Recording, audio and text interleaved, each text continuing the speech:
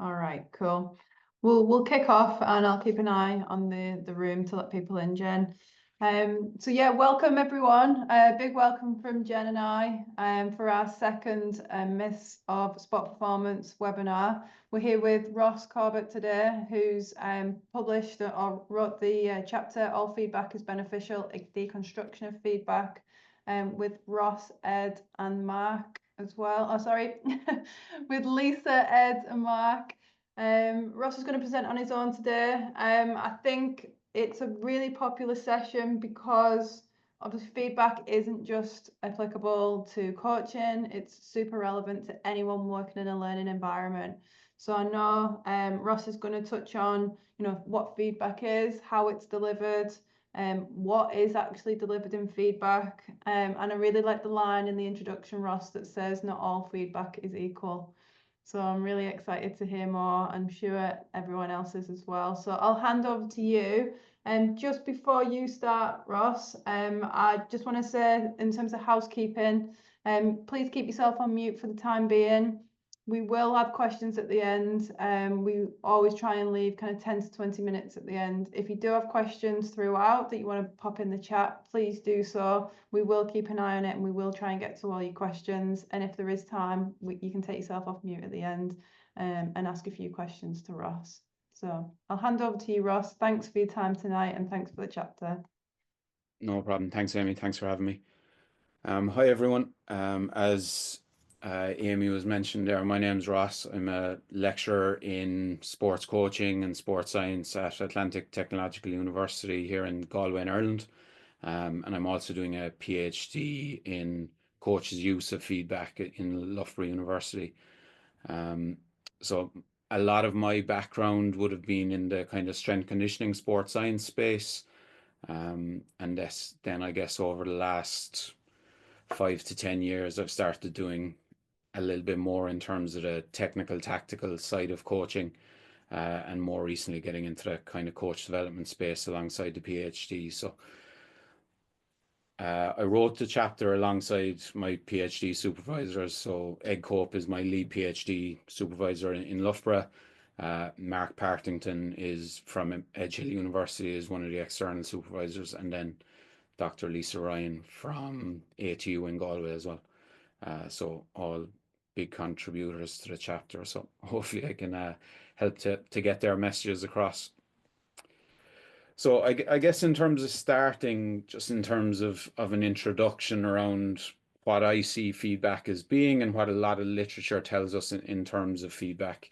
And I guess in terms of a definition, I like this one because it really ties in the important role of the learner as well as just the provider of feedback. Um, so if we think of feedback as information with which a learner can confirm, add to, overwrite, tune, or restructure information memory, I think it does a good job of capturing it. I guess more recently, there's been a big focus on the importance of feedback as a bidirectional process. I think Keane O'Brien here, one of the authors I've mentioned here from the RFU in Ireland here, in one of his more recent pieces talking about the role of feedback in particularly for performance analysts, he's talked a lot about how I guess a lot of the initial literature would have talked about feedback as a one-way process. The coach or whoever the practitioner is provides feedback, and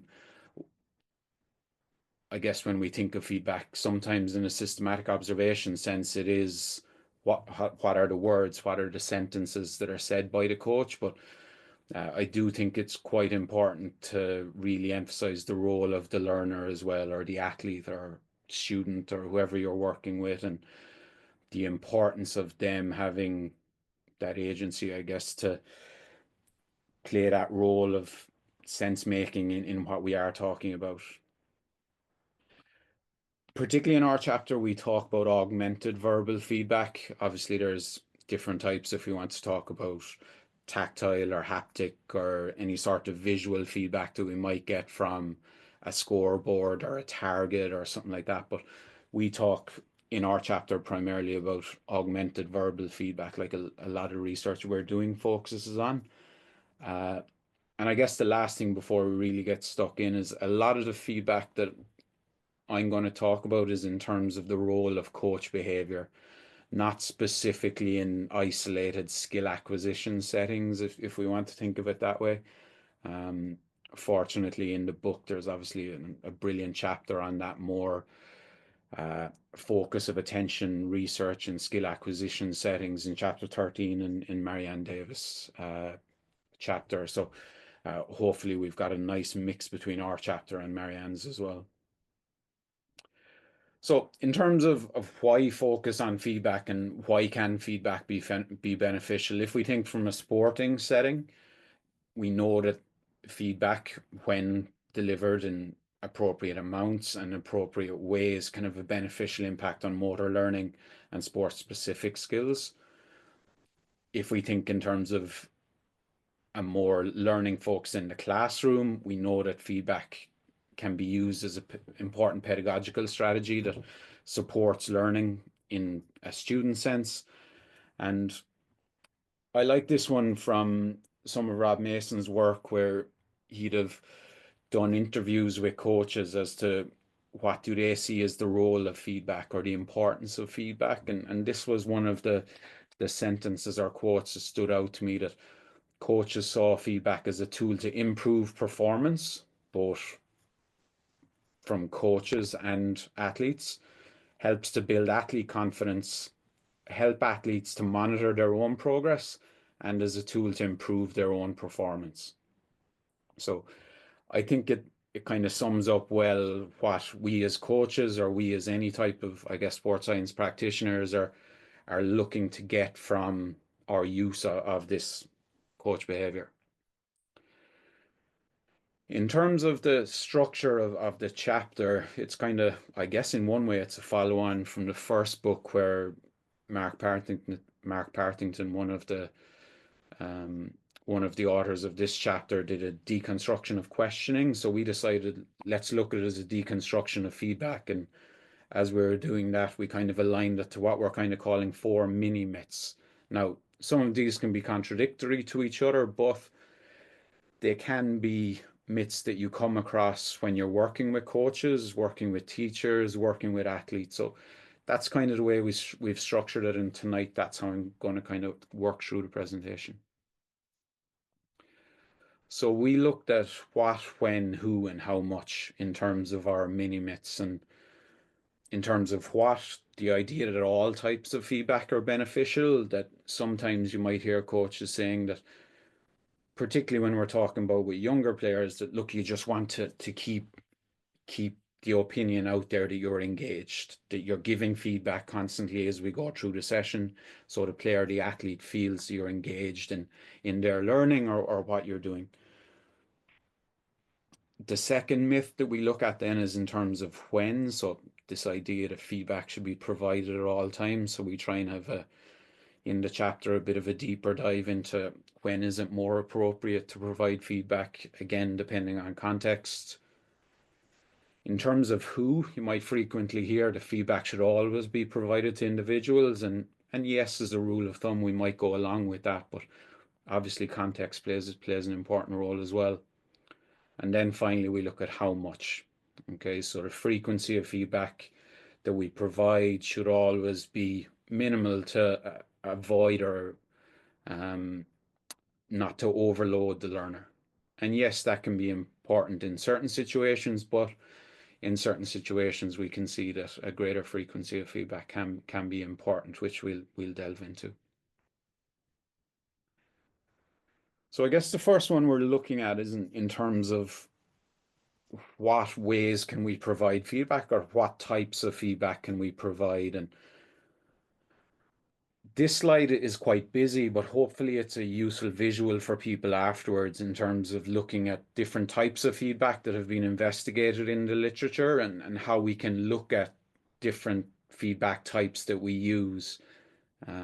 Where currently we've got a paper in review looking at validating a systematic observation tool of how coaches provide feedback, and these types are prominent in our systematic observation tool. So the first type that we're looking at is in terms of information, and again, those that have read some of the coach feedback literature might have seen information referred to as either knowledge of results or knowledge of performance. So again, a feedback type relating to information, looking at knowledge of results in terms of information related to the outcome of an action. Okay, so whether it was, if someone was taking a penalty, whether it was scored or not. Knowledge of performance refers to specific movement characteristics. So if we stick to the idea of a penalty kick, if we could talk about the standing leg or the follow through of the kicking leg. In some more recent research, we started looking at knowledge of performance as either descriptive or prescriptive. So as I'm working through this slide, I'm going to be taking a lot of the ideas from some of Rob Nason's work in Australian rules football and Israel Halperin's work in boxing as well. So they would have both looked at coding whether feedback was descriptive or prescriptive in nature. So obviously descriptive feedback is describing what has been done. So it could be, again, good strike, good pass, something like that. Prescriptive could be something that we want to improve for the next time. So next time, can we try and put more speed on the pass, or next time follow through a little bit more with the kicking leg. So that's one of the first kind of breakdowns we'd look at, is in terms of the information provided. Secondly, we talk about level, and personally, I find this one has been really useful when working with coaches. Sometimes I think we kind of hear of this dichotomy of general versus specific feedback. And while, yes, we obviously want the feedback we provide to be as specific as possible, I find this Hatterley and Timperley model quite useful working with coaches to try and think of it not as a dichotomy of general versus specific, but along this continuum of providing feedback along this continuum from self to self-regulation. So at the self level, we're talking about personal statements about the learner. So a lot of the ones, I guess, that we'd hear really commonly are, well done, Amy, or good job, Amy. And while it might be something that Amy likes hearing, it probably doesn't tell her a whole pile about what it is that she's done. At task level, if we stick to, I guess, a team sport example, it might be good pass, Amy. So Amy knows that it's the pass that she's just executed is good in our eyes. When working with coaches, then I'm maybe trying to encourage them to focus their attention more towards process and self-regulation feedback. So just adding that little touch more detail. So in terms of process level, we're talking about the main processes. So instead of saying at the task level, good pass, Amy, it might be good speed on the pass, Amy, or good trajectory on the pass. So she knows that it's the trajectory of the pass, the speed of the movement is what I'm happy with. And when we look then at maybe moving that to a self-regulation level, we're talking almost about setting challenges for the learner or for the athlete. So next time, Amy, can you try and put a little bit more speed on the ball, or can you see if you can get it to her that split second quicker? So hopefully we're allowing the athlete, allowing the learner to take ownership of their own learning, their own performance. Nextly, then we look at, I guess, one of the, I guess, more common ones that we'd hear is the valence or the valence of the feedback we provide, and is it positive or is it negative in nature? So obviously positive feedback evaluates the performance positively, so it could be well done or good job. Okay, negative is that's poor, Amy, come on, you can do better. Nextly, then we might look at the autonomy related to the feedback that we provide. So one of the key ones that we can look at is whether the feedback we provide is autonomy supportive or controlling in nature. So autonomy supportive, obviously quite similar to self-regulation level feedback in terms of when we're coding in a systematic observation, anything that would be coded in terms of being self-regulation in terms of level would also be autonomy supportive in terms of autonomy. So commonly includes kind of almost starting a cycle of questioning, almost, again, similar to self-regulation, setting a challenge for the learner. So, okay, Amy, do you think you can get it to her a split second quicker? Amy, can you try and take the loop out of the pass? Can you try and have a sharper trajectory on it? Whereas controlling is simply telling Amy what to do next. Amy, next time quicker. Amy, next time it has to be faster. Okay.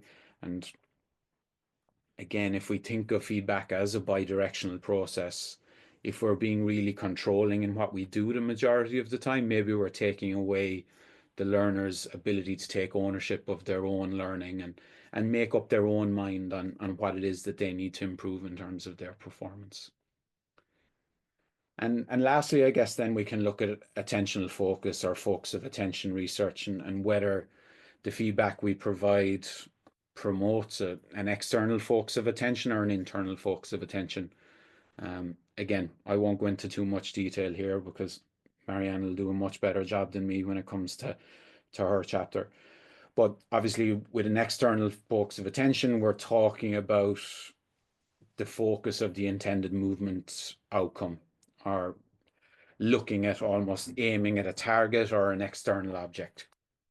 So in Israel's work in boxing, he'd have talked about examples of punch his chin or push off the ground when you go to punch, whereas an internal focus of attention is talking about focusing on a certain body part or a muscle group. So lift your hands, move your feet, something like that. And I guess the important thing to consider is, do we have a rationale in our heads as to the feedback types we provide? Are we thinking about the feedback we provide in this detail and thinking, right, what feedback types am I providing or am I using with my players? And by providing feedback in this way, am I promoting their sense of autonomy? Am I being very controlling? Am I being overly positive or negative? And again, trying to justify that to ourselves. I guess in terms of looking at these, one of the things I would suggest that people do is not to think of all of these independently of each other, but when we're planning out some positive or some potential things that we might want to focus on when we're providing feedback to our players, can we think of the relationship between the type of information we're providing, the level at which it's pitched to the player, whether we want to be positive or negative in terms of how we get our message across? Are we helping to support the autonomy of the athlete? And when we're talking about technical activities or technical skills or technical performance, can we consider the attentional focus side of things as well? So in terms of the what, that's again what we looked at. And nextly then we're kind of looking at the when. Okay, so again, the mini myth that we looked at there is, when should feedback be provided? And I guess I've come across this idea that feedback should be provided at all times, like we mentioned before, to show the athlete or learner that we're engaged in what they're doing. If we look in terms of systematic observation research, you might see some of the differentiations that you see on the left here. So is feedback being provided concurrently? So while the athlete is performing the task, is the feedback provided post or terminally? Is there a stoppage in which feedback is provided, or is it delayed, okay, by a day, by a week, whatever? So I guess one of the key things that we come across in terms of providing high levels or high amounts of concurrent feedback is that there's that potential there for the athlete or the learner to become dependent on the feedback we provide, and that they don't develop that sense of being almost able to self-correct. That idea of what we provide or what we say as being augmented feedback that simply adds on to the internal feedback mechanisms that the athlete or the learner has themselves. So if we're constantly providing feedback, telling Amy what she's doing well, what she's not doing well, it probably limits her ability to be able to spot and fix herself as she works through.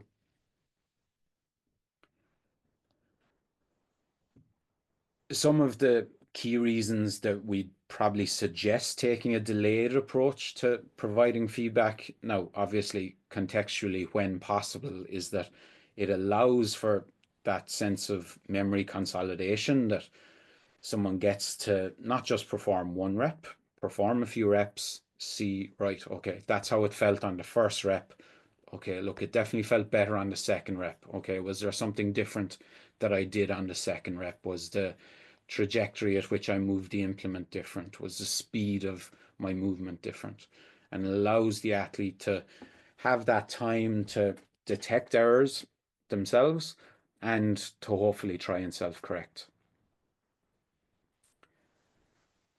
I guess, like, to maybe try and put a bow on the idea of when is really in terms of highlighting the importance of context. So you'll see here I've mentioned consequence. Obviously, if we're competing in an Olympic Games or we're playing in a FA Cup final, there's no time to allow for memory consolidation or players to figure out this idea of error detection. If we can get a message to the athlete there and then, when it's a really important performance setting, obviously we're not suggesting that delayed is better in those instances. Okay, but where contextually possible, it may be more beneficial. I guess other things to consider in terms of context are the complexity of the task. Okay, obviously, if we're talking about a beginner with really minimal experience and is performing what they perceive to be a quite difficult or complex task, if we're delaying our feedback and providing feedback post 10, 20 reps, or after a full 4 minutes of an activity has passed, as opposed to while the activity is ongoing, possibly we're allowing for a big uh, build up in frustration and uncertainty in terms of the caliber of performance of that activity or of that task. So again, I think when we look, and we'll talk in a while about some of Guadagnoli and Lee's research in terms of challenge point theory, that when we're talking about really high challenge, where the learner is possibly out of their depth and really perform what they perceive as being quite complex, then maybe our use of concurrent feedback becomes all the more important. Whereas if we're talking about quite experienced learners where what they're performing might be low on challenge point theory, then maybe we can hold back our feedback until a little bit later to allow for that sense of internal feedback to occur within the athlete or within the learner. Nextly, then we look at, in the chapter, who do we provide feedback to, and this myth that feedback should always be provided to individuals. Again, when we look at systematic observation research, you'll commonly see reference to feedback provided to either individuals, small groups, or full groups. So let's say the individual being the athlete, obviously by themselves. Small groups might be, let's say, a defensive line or a midfield group, whereas the full group is the full team or full squad. Interference I'll come on to in a second. And obviously there's huge benefits to being able to provide feedback to individuals. Obviously, if I'm providing feedback to individuals, it can be associated with a really high level of detail where I can really go into quite into the process and self-regulation level in terms of the feedback I provide and be really specific to that individual, what it is in their game, what it is in their performances that we might want to look at improving or that we think are being performed really well at that moment in time. But obviously, particularly when it comes to team sports, individuals don't just compete or perform as individuals all the time. So to say that feedback should always be provided to individuals, I think can be a little nonsensical at times. So I think the context is important. So what's the focus of that session? So let's say we're doing a session on set plays in football and we're looking at defending corner kicks. Obviously, if we're talking solely to individuals, we're not taking into account the positioning of the other players, the positioning of the opposition, the flight of the ball. where do we position ourselves relative to others. So obviously providing individual feedback can be great if we're talking about technical performance of a skill, but if we're talking about team defense on corner kicks, maybe it needs to be provided to at least a small group, possibly the full group. If we're talking about strike partners working together up top to try and evade defenders, they obviously need to think of how they work together as well. And if we're providing feedback solely to individuals, maybe we don't allow for that sense of coordination to develop. This one I find as being hugely, hugely important, and a place where, in my experience working with coaches can do a lot of damage to their own personal reputation, the buy-in of the players they coach, and in a lot of situations, parents of the players they coach. So if I'm coaching from the sideline on game day, I need to consider who can hear what I'm saying. So I might think the feedback that I'm giving to, let's say I'm standing on the right sideline, the feedback I give to the left wing back, I might think me shouting, I'm giving individual feedback to him. But obviously, if I'm shouting loud enough that the left wing can hear it, it's likely all our midfield group, everybody on the right hand side of the field, parents, substitutes standing behind me can hear what I say as well. So this year, working with one coach in particular, he had a quite damning negative comment that he was trying to give to one player. Now, that player was actually far enough out of earshot that he didn't actually hear him, but the parents of that child heard him because they were standing behind the dugout. Now, the piece of feedback that was provided wasn't very complimentary to the athlete, but it had never been said to that athlete before. It was in terms of, oh, he always does this when we're attacking. He always gives away the ball. But it's not something that the coaches had relayed to that player. So the parent had said it to the player comes back to the coach, and there's that breakdown. So it's just something that I think that interference effect, who else is hearing what I'm saying? And that's a quite, I guess, rough example or quite damning example. But we also need to think of it in terms of if we were talking about technical performance of a skill and there's two or three players in a line or in a group, if I provide individual feedback to one player, everybody else in that group is more than likely going to be able to hear it as well. So I need to consider that.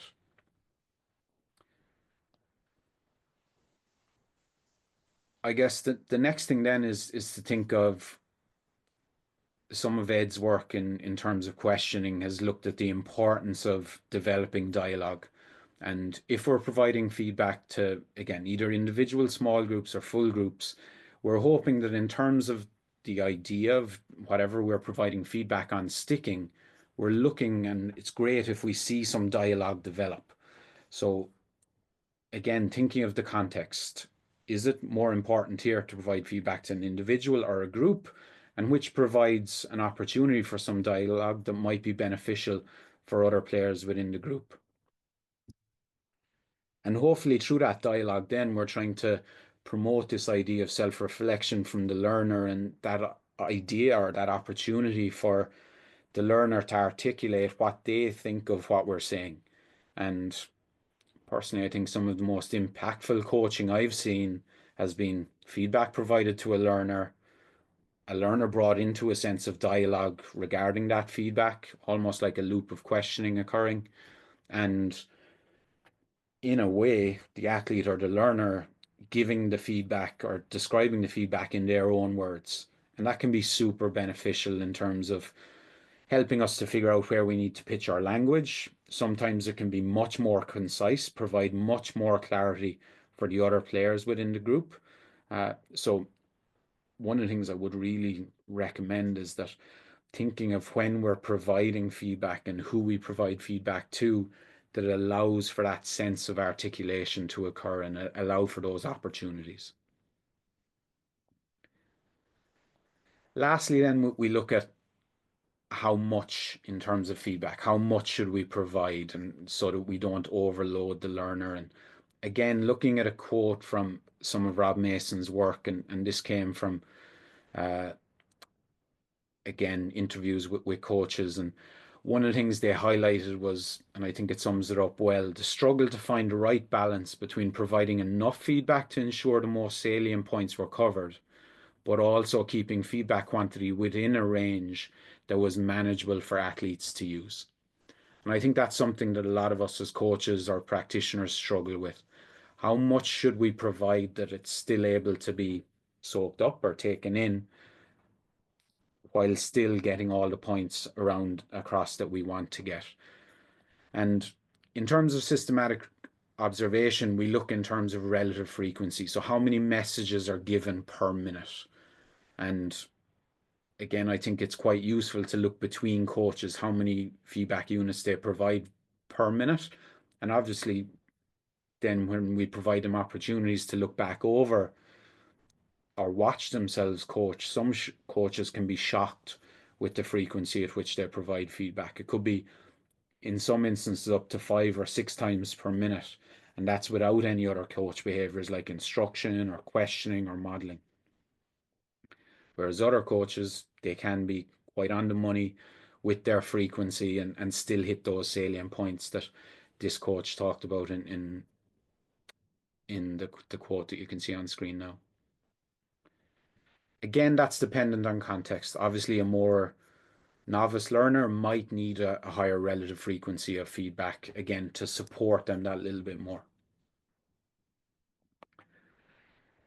And I think one of the interesting points, again, to come out of another piece of Rob's research was where he looked at AFL players and coming out of a video review meeting and looking at, right, the messages that the coaches provided and how much of that did the players take in. So they found the players recalled 50% of summarized feedback messages immediately post-meeting. So they go into a 15 to 30 minute meeting, come back out, 4 or 5 of the players are surveyed as to, right, what do you remember about what Ross said? And they found on average about 50% of the messages given were recalled. That was immediately post. One of the, I guess, the follow on from that was 1 week later, they asked them about the same meeting, the same review, and just 6% of the messages given were recalled. So it gives us an idea as to, right, how much can our players actually retain in terms of the messages we're giving? And if we're seeing those such low levels of retention or recall, it's probably telling us a lot in terms of maybe our frequency should be quite low and trying to make what we say more impactful instead of saying more.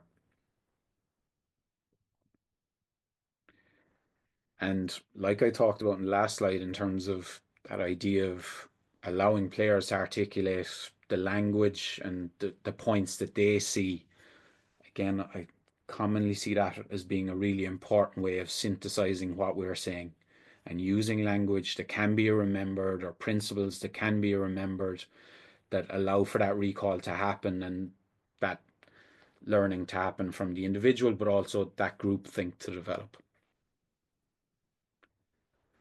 So they're the feedback types that we looked at, or the myths that we looked at. Just to finish up, we're going to look at, again, just a couple of caveats to put on these things and what influences how we provide feedback. And I guess one of the key things that we see in terms of how any coach behaves is that we tend to see a high level of reproduction. So how coaches reproducing how they were coached or what they liked as athletes or what they liked as players when they were playing. Which again, we might suggest mightn't be the best way of doing things, particularly when we don't have an understanding behind what we do. We know that some coaches, the way they behave is tied into the culture of the club, the team, the organization within which they work. So they might want to behave in different manners, but they see that as the way they should behave because of the social tendencies of that group, of that organization. Mark and Chris Cushion have some interesting research from back in the 2000s where coaches are open in terms of saying that, oh yeah, I behave the way I behave because that's how the coaches on the television behave. So they're acting on culture of what they see and tradition and also reproducing what they see, again, without a level of understanding. And I think these are important points also, that idea of coaches a lot of the time can articulate how they want to behave or how they think they behave, but actually implementing that delivery of feedback, that how they think it should be done and how they think they do it, can be quite different. And that comes back to some of Sarah Kate Miller's work looking at coach self-awareness and how low coach self-awareness can be in terms of how we think we behave versus how we actually behave, in terms of in Sarah's work in terms of feedback in rowing coaches, and how positive or negative or how specific or general those coaches were in their feedback. So I think it's important to think of that within your context as well, within where you're working, who you're working with. And hopefully then in terms of putting a bow on things, we've a couple of recommendations or that we mention in the chapter. And the first one I'd say, and when I'm working with coaches that I try and emphasize to them, is that we plan a lot and we put a lot of time into what we coach. I'm sure a lot of you on the call, if you think, how much time do you put into session planning? Okay, really nice graphics. Uh, am I taking more of a drills-based approach or a games-based approach in terms of what I do? And yes, absolutely, that's important in terms of athlete learning and trying to improve performance. But I'd question coaches as to, do you put any time then into practicing how you want to coach? That idea of what versus how. And having an idea, right, when I'm coaching this activity, what are some questions? What are some feedback types that I could try and lean on a little bit more here? And particularly in terms of, yes, individually, but also collectively. We've been doing some research for the last couple of years with hurling coaches, and one of the key things we found is that depending on whether someone is the lead coach or the assistant coach, how they behave and how they provide feedback changes considerably. So how we provide feedback collectively can be quite important as opposed to just individually, when we're lucky enough to be co-coaching, I guess, is the important point there.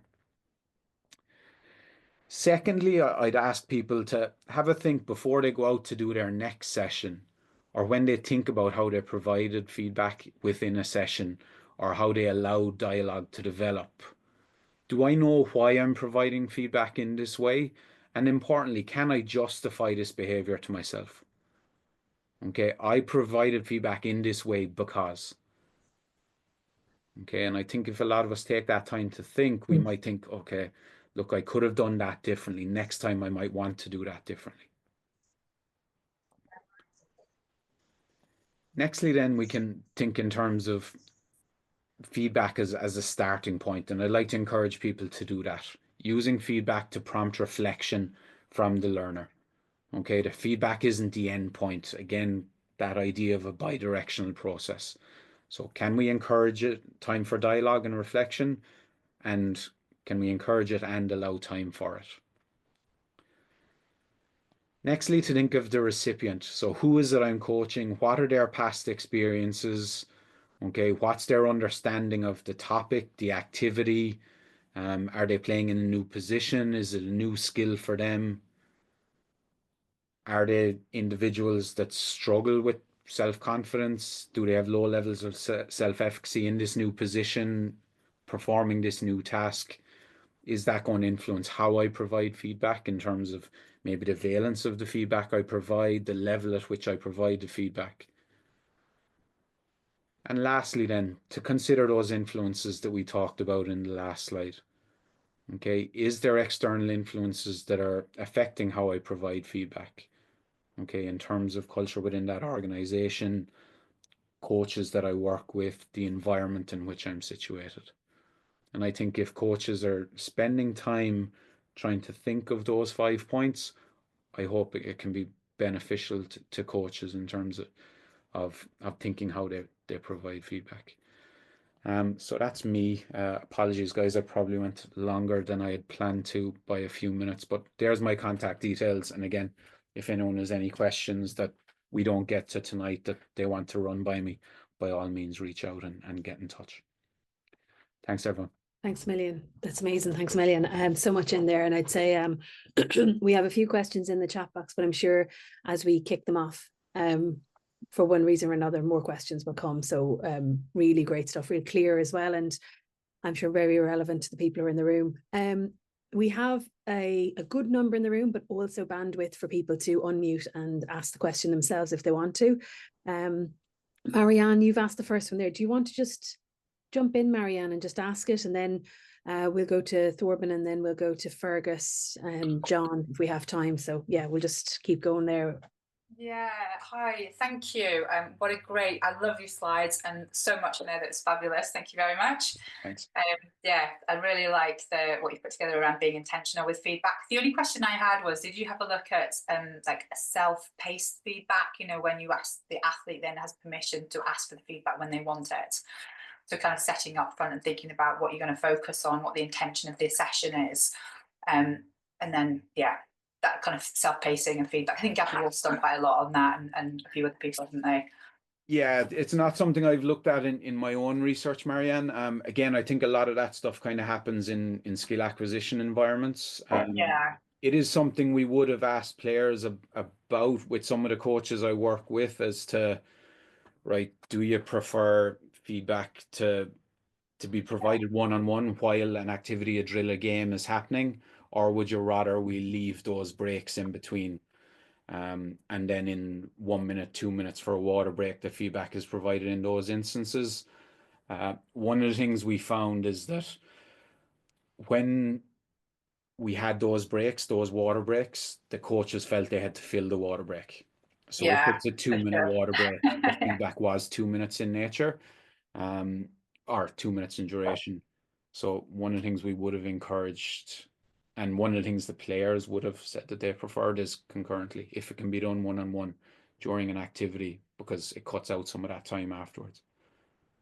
Yeah, cool. And thank you very much. It was just the one thing I thought would be, I mean, maybe I'll try and pick it up next month as well with that, this idea of, you talked about supporting the sort of autonomy of the athletes with the feedback and getting them to have more say in it. I think it's just another bit of that. But yeah, brilliant. Thank you very much. No problem. Thanks. Good. I'm having slide envy and thinking, oh my God, I'm going to have to sort my slides out next month. I might be asking for tips. So they were awesome. No problem at all. No pressure, Marianne. I know. IT is not my strength. Thanks for the question. Ross, there's a question here from Thorin. I don't know if they want to take themselves off mute. Yeah. That's awesome. okay. Thanks, Ross.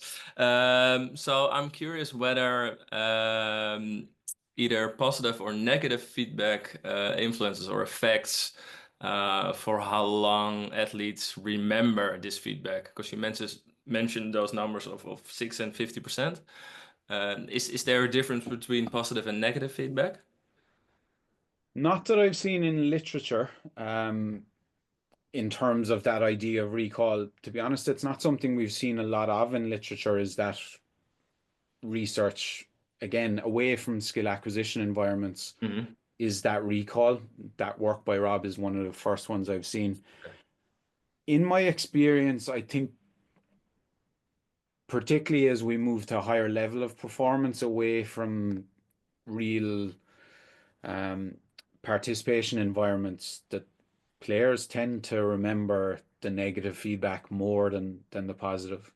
So again, particularly when we think of frequency of feedback, again, trying to keep negative feedback to a lower frequency is something that I suggest, because again, I find the coaches, particularly the higher up the levels you go, they do tend to remember the negative stuff more than the positive stuff. In terms of an impact on their performance following on from that, again, it's a case of chicken and egg, but probably not something that I've seen a whole pile of research on. Okay, thanks. Thanks for your question. it also makes me think a little bit about the peak end rule, like Kahneman's work, and this probably hasn't been studied, but in terms of what feedback is the athlete left with, and how does that impact on their memory? So whether they're left with positive or negative feedback will massively impact kind of how they leave that session. Yeah, and again, it's something you hear a lot of anecdotally, Amy, isn't it? That idea of kind of like the feedback sandwich. But again, Yeah. when there isn't any research on that in a sporting environment, but even in a more educational environment, a lot of the more recent research is kind of Yeah, pushing people away from that idea of a feedback sandwich, particularly yeah, when it's just for the sake of it. yeah, definitely. Cool. Fergus, you've got a great question. Hiya, hope it can be heard. I just put up my question there. Right, I was Fergus, just how are like, you? hiya, Ross, how are things? Like you mentioned, like coaches, they may have learned from their background or country ingrained influences on their coach may not be that positive. Is there any evidence of them having awareness of that, and also maybe tips for coaches to maybe turn that if they realize, listen, what I'm doing is not positive because it's based on the culture, it's based on how I was coached. Do they can they turn that around and bring the particular type of behavior to turn it around and become more positive? In terms of their self-awareness around it, it does tend to be quite Yeah. low. I haven't seen research specific to feedback, but in terms of coach behavior, some of Anna Stodder's work and some of Mark Partington and Chris Cushion's work would have looked at that, and their awareness around how they behave and the influences on why they do that. When you think about what Anna might call their biography, or what has gone before in terms of their experience, in terms of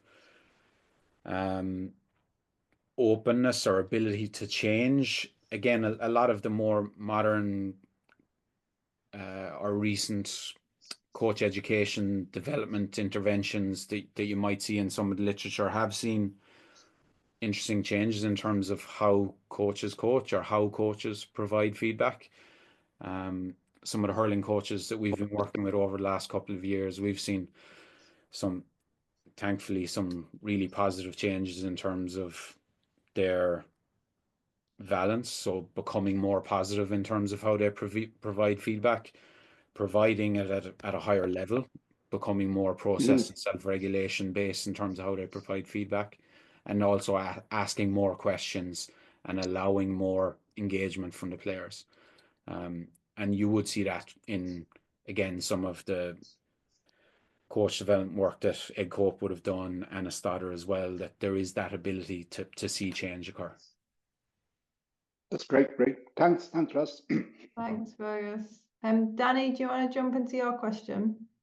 Yeah, it was so for context, I coach deaf individuals and individuals with learning disabilities. So communication through sign on BSL, but then also hand gestures and tonality plays a huge role in how I communicate with individuals. So I was wondering where that plays a role in the feedback. You mentioned obviously verbal feedback, sign isn't verbal, and body language and tone is a little bit different.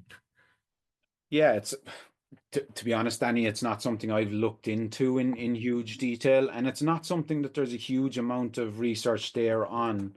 We went down, when we were doing a systematic review, we went down the verbal feedback route because it was the most common one there. I haven't really seen a whole pile of research that has talked about the importance of body language. Definitely not to the level of which we're talking about the importance of within your context. But it is certainly something that when I'm working with coaches, that I do try and remind them of the importance of body language, hand gestures, posture, because again, as I'm sure people might agree with, there's how we deliver the message can often be as important as what we say. I guess I'm obviously preaching to converted given your context. But yeah, probably not someone that can really answer your question, I think, Danny, unfortunately. Thanks, Danny. Thanks, Ross. Ross, in terms of the work that you're doing and where you're going next, where are you going next, and where do you think we need to kind of go further within the research? Yeah, so one of the things that we're doing at the moment, we've paper in review looking at validating a systematic observation tool of how coaches provide feedback. We did a systematic review that was published a couple of years ago, and one of the key things we found is that when we think of general systematic observation of coaches' behavior, how we look at feedback is quite narrow or quite limited. So some of Rob Mason and Israel Halperin's work has looked at feedback-specific systematic observation tools, but they were working independently of each other and they weren't validated. So we went back and validated and did a rigorous, I guess if you want to call it that, inter and inter-rater reliability process on that. And once that's validated, we're hoping to publish some work then describing how the hurling coaches we've been working with provided feedback across a 2-year period. So that's kind of the next thing we have coming up. And then for the last 12 months, we've been doing coach development intervention with those coaches, using systematic observation data and reflective conversations. So we found that hugely beneficial. I think in the future going forward, probably looking at, depending on the context, is something that we definitely like to look at. So is it more of a learning context or group, if you want to call it that, versus performance, and how can delivery of feedback vary between those? Because again, the academy setting that we're working in is obviously a quite narrow space, whereas if we were looking at professional sport or participation-based settings, you'd imagine we might see quite large differences in terms of provision of feedback. So I think looking at context is something I'd like to do, and then also to look at variations on how we can support coaches. We found the reflective conversations useful. Is there more efficacy for the use of video versus data versus reflective conversations? Possibly think aloud in terms of your research as well. So some of the things I'd like to go after in the next while. Sounds Amy awesome. will be getting projects in here now straight away. Partnering up already. I've been trying really hard not to talk about ThinkCollab. Yeah. But your feet are tapping. On the Can brain. I come in?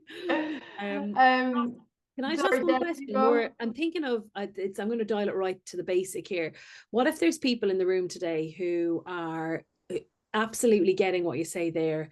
How might they influence change within their environment around feedback if maybe they can learn a little bit, but also they're kind of familiar with some of the stuff you're saying and want to practice it, but others not around them? Maybe I'm thinking of more traditional sports that have an ingrained way of behaving from a coach behavior, and you're part of a coaching team. Have you any kind of advice on a more basic level to help them start that conversation or to influence change? I think sometimes people are quite slow to change because they have that perception. If you can get to a level where you can get the coach to watch themselves coaching, I think that changes things really quickly. Yeah. In my experience anyway, people who have even been slow to engage with that process, once they get into it, they do tend to buy into it relatively quickly. The other thing I'd say is there a possibility to get player involvement in it? So even if it's something like halfway through a season or at the end of a season, sending out, maybe even if it's something like a Google Doc to parents or players, asking what has been their preference in terms of when feedback was provided, how it was provided. Is there any advice they'd like to give back to the coaches as to what they liked or didn't like, or what they found possibly at some levels even offensive or detrimental to their performance or learning? That's something I'd suggest. It's not something I've done or had to do, thankfully, but maybe things just that are on the top of my head, Jen. I hope that. Yeah, no, I appreciate answers putting you on the spot question, there. does Yeah, it? just there's I definitely think there's some people thinking about how they might how they can influence this kind of great great work and great research into the space that they're in for impact, and what kind of conversation might scratch the surface. I think that's part of the book that we put together, the part of getting so many great authors, the vehicle for conversation the book provides, and then these webinars for people who want to have kind of an on the go, anytime, anywhere type of learning experience they can connect with the people in their environment to influence change. So brilliant. Yeah, and I think personally, to be honest, guys, I think just to give the 2 year What's that? plaudits, just to give the 2 year plaudits as well. I think it is something that has done that. Those coaches that I've worked with, they've read the chapter and they found the chapter something that they can take in and break down, whereas Yeah, a written journal article, they just don't engage in reading it. So I think it's definitely a nice way to get to hopefully academics, but definitely to get to coaches. It's more accessible, I think. yeah, well, appreciate that. Thanks a million, Ross. What do we say, Amy? Just on the cusp of 70 different authors across the 2 books. So it's a nice stretch, and I mean, we promote the book because there's that caliber of people in it. You know, we're happy to do that, not shy. So listen, thanks for your time this evening. I don't think there's any more questions. Just for the wider group here this evening, thanks for joining. There will be a post going out with a QR code to sign up for next month. That's Dr. Jane Booth is going to talk about leadership, everyday leadership, authentic leadership, the title of leadership and leading. So Amy's popped it actually in the chat there, so you can click and join us. A big thanks to you all for joining us this evening. Questions, and as Ross posted his link there to different connection points, do reach out to him if there's any lingering questions or ruminations. But again, thanks to you, Ross, for giving up your time and for the incredible chapter and all the research on such an important topic that will definitely influence so many people in their environment and the athletes they're working with. So have a good evening. Thanks, Jen. Thanks for having me. Pleasure. I really appreciate it. Thanks, everyone. Thank you, Ross. Thank you, Jen and Amy. Yeah, fabulous. Thanks, Thank you so much. Marianne.